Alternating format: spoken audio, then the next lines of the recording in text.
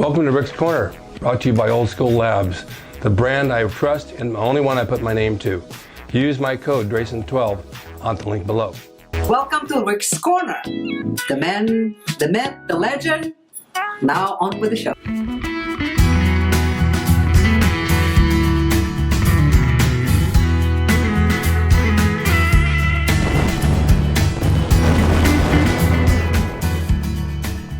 Welcome to Rick's Corner. I have Billy REILICH here again, who's been here, a year ago? Yeah, just about. And you're from where? Dayton, Ohio. Oh, Come yeah. on. And he came out here in bodybuilding and to do a few things, and you started out trying out for WWE, right? Yeah. That's a bitch. That was one of the hardest 3 or 4 days I've ever had. People think it's easy, and they think they're going to get in there and bounce around the ring, and they're going to get signed, and it's going to make $1 million. You get your ass kicked. You get your ass kicked. I have a friend that's here right now. His name is Miro, and he wrestles by the name of Rusev, the Russian. Yeah. And he started with me for several years, and then he went there, and they signed him, and they gave him the development deal. Now he's like one of their #1 champions. And we had dinner the other night. Went to a movie because his wife is this valet, Lana, and she was in Dubai. So he and I went to the movies for a steak, and we were talking about the business. And he works like almost 300 days a year, but he bought himself a nice house down here for close to $1 million. Yeah, I believe it. And he's done very, very well. He's unique, and he's made it happen because he wanted it. Now he's back here, and he's going to try to do some acting as well, which is cool. Another hard thing to do, but it can be done. So, which leads me to you, Billy, right? Yeah. Okay, I'm Rick. Let's talk a little bit about your acting and what you've done, because you did Bigger, the movie. Yep. The Joe Weider story. Mm-hmm. And how did that go? It was cool. And the cool thing about it was all these bodybuilders on set. You're constantly surrounded by other people that love what you're doing. It's like being at a bodybuilding competition. Yeah. Except Except you're getting paid to hang out on set. No, they get it. Yeah. It's good to hang out with people, understand what you're doing. The movie come out good? Because I think I saw parts of it. I didn't see the whole thing yet. Honestly, it was such a small production. Even out here in LA, I think it only showed in 3 movie theaters. 3 screenings they had. Yeah. And being from Ohio, my mom was like, "Well, I want to see it, but the closest theater that's showing is in Chicago." Yeah. So it's on Amazon. It's doing okay. I think it's worth watching. It's a cool story. The story is awesome. It's a tough pull. It's more of a cult classic than it would be a cult classic. Yeah. Just like Pumping Iron, one of those. Totally. The actors were pretty decent. Yeah, it was a great movie. As far as everybody that got involved in it was incredible. Yeah. The whole Arnold situation was awesome. It's a good story, and I lived that story with these guys, so I know what it's all about. Yeah. But it's really hard to duplicate and replace characters that you grew up with that were those guys. When Arnold would go to Weider's office, I'd go with him. And he'd say, "Joe, I need a check." And Joe would, "I haven't got any money, Arnold." And he'd pull a checkbook out and he said, "Just sign the check. You got me over a barrel." And he would do it, and that's kind of like what the story was, because he put Arnold on the map and gave him a big salary, and then it grew and it grew, and he became his #1 boy. And then I did an interview with Joe right before he passed away. I did 4 parts of an interview, and he gave me the whole story about it. He started with a little red wagon going down the street and handing out his booklets and all that. In fact, I have 1 or 2 of them. And he had a male nurse. "Let me know when you're tired." He says, "Oh no, I'm fine. I'm doing this for Rick. It's okay." And he was cool. That's sweet. He was like 90. But what a good guy. And I'm glad they did something on him, because he really was an amazing guy. Yeah. He knew how to make money. He changed the world. Did change the world. Yeah. He certainly changed bodybuilding and changed my underwear. No, he was good. He'd call me, and I'd be out washing my car, and my wife at the time, one of my many wives, would say, "Joe Weider's on the phone." I said, "What's he want?" "She wants you to do a modeling job tomorrow." I said, "Well, tell him I'm washing the car now. I'll get back to him." So then he would give me free ad space for my shirts, because if I did the photo shoots, those ads weren't cheap. They're like $2,500 a page, or $25,000 a page now. I believe it. So it did me a huge favor. So you did a reality show from that, or what? After Bigger, I just finished a reality show. Mm-hmm. The tough thing with that is, being a bodybuilder, you want to train every day. You have to eat. And going a month, I lived in a house for a month, and the diet was nothing. Lifting was nothing, and you kind of wilt away. I lost 20 pounds before the show, lost 15 to 20 pounds while on the show. They weren't feeding you well?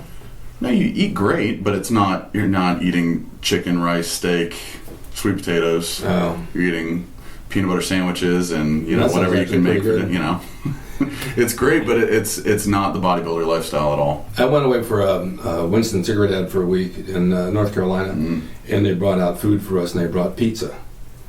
And I said, no.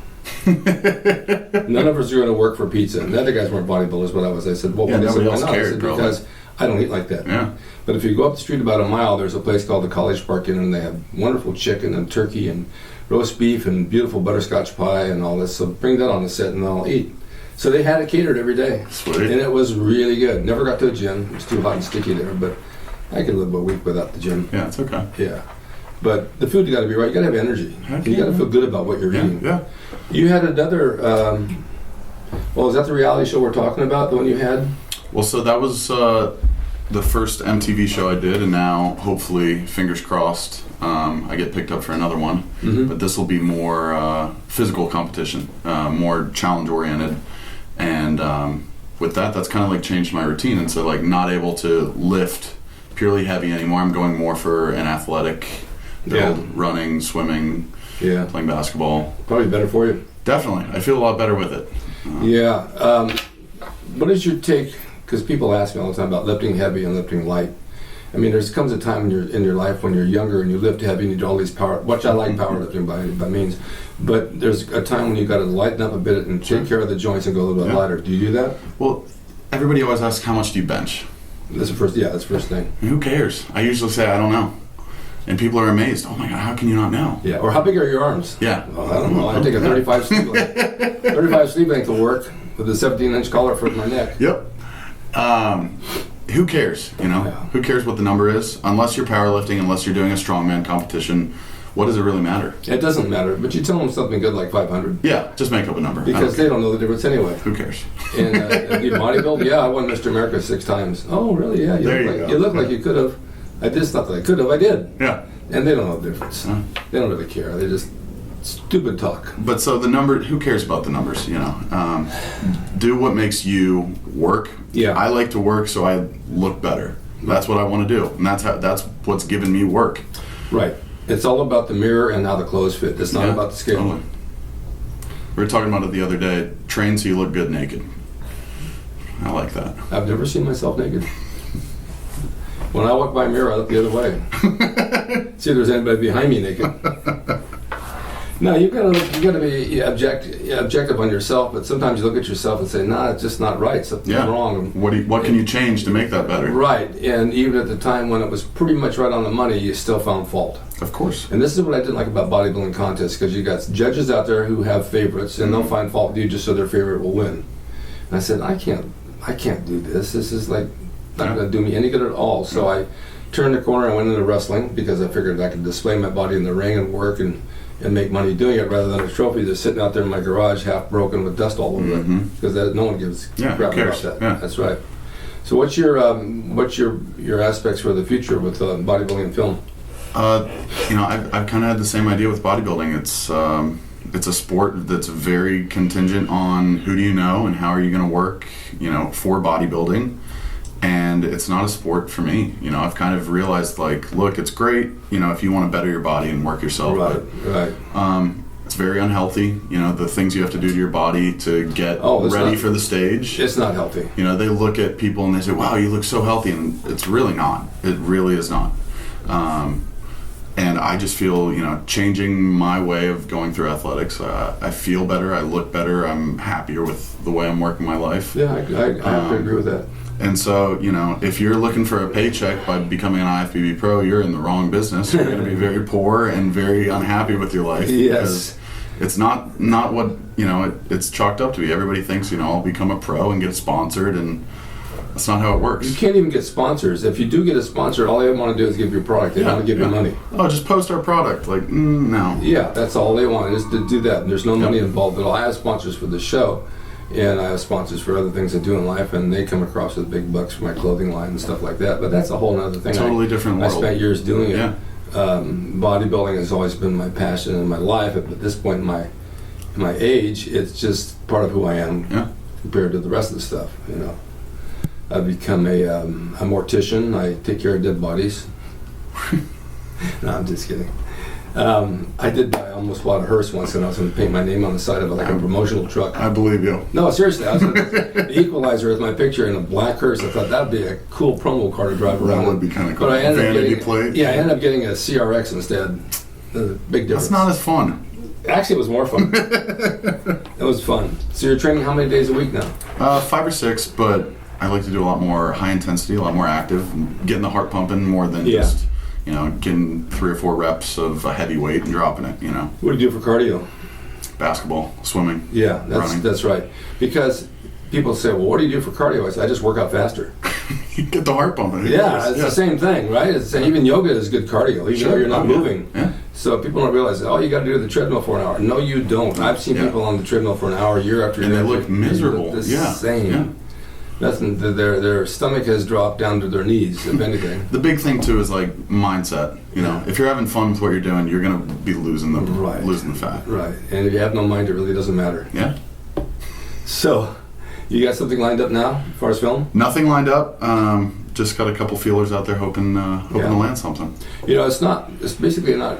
Well, they say it's who you know, but it's basically who knows you. Yeah, totally. And so you got to leave your mark wherever you go, and so people know that's you. I used to leave $1 million bills with my picture on it.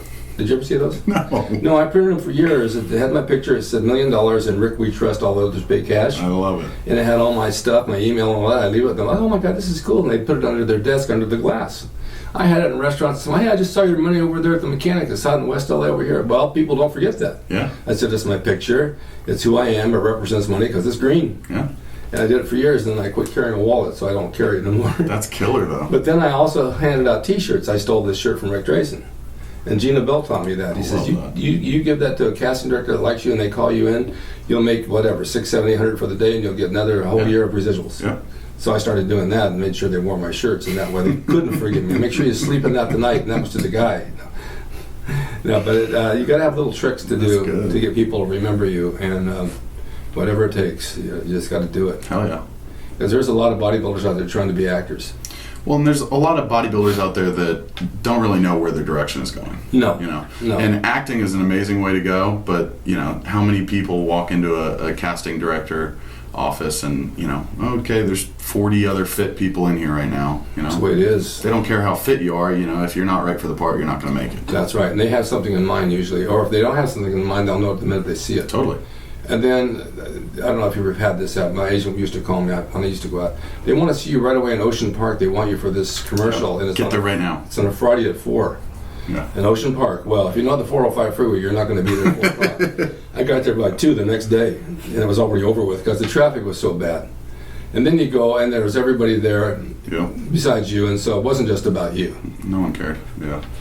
The funniest thing I ever had happen was my agent called me and says, I got the breakdowns for a commercial, and I can't believe what it says. We're looking for a Rick Drasin lookalike. Duh, I'm here. No, they want the lookalike. I said, well, I don't know what to tell you then. That's not going to happen. Yeah, good luck. Send some ugly fat girl in my place. And she can say Well, I'm glad you came by to do this. I know we have another chore to do in my office. We're working today. Yeah, we're working today. We're going to take the water out of my turtle tank and clean it for those guys because they need a healthy atmosphere, and I want to get rid of any mosquito larvae. There we go. Do you have mosquitoes where you are? No. Oh my God, they're horrible here. There's a thing on the news about they're carrying diseases. Well, they're all over the valley. Good thing we're going to go clean them. Well, take some home with you. Thanks for watching Rick's Corner. Thank you, Billy, for coming by and on the spur of the moment doing this for me. And thank you, girlfriend, for sitting there admiring how handsome I am, because I know she's like really mesmerized by me. And let's see you all next time.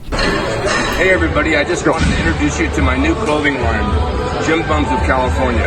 It's at yeahiworkout.com, YIWO.com. I have this and 2 other designs for shorts, tank tops, there's hoodies, there's all kinds of stuff. These are my designs from the 1980s that we brought back, a whole new Rick Drasin collection. Go to YIWO.com, go through it, you can order direct. They're all brand new with my signature, and you'll love them. Thank you. Hope you enjoyed the video brought to you by Old School Labs. Use my discount code DRASIN12 on the link below at oldschoollabs.com. Hey everyone, now you can have the Gold's Gym logo drawn by me, the artist Rick Drasin. personalized and made out to you and signed by me to frame and put on your gym wall or wherever you see fit to do so. It's a piece of bodybuilding history. It will never be duplicated again. It's the largest selling icon t-shirt logo in the world, and I'm the guy that drew it, and I will draw it for you. Just go to my website, rickdrasin.com, and order there. You can pay through PayPal, and it'll be sent out right away. And be sure to watch Rick's Corner for all the videos on bodybuilding, nutrition, fitness, pro wrestling, and anything that suits your interest as far as getting physically fit and being the best you can be from the golden era of bodybuilding.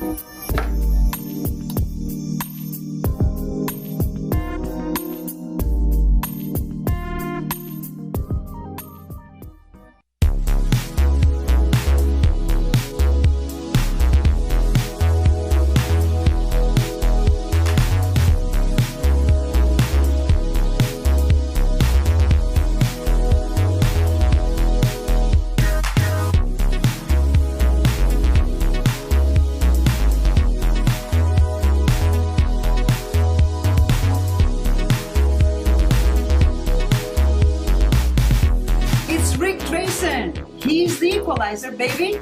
See you next time.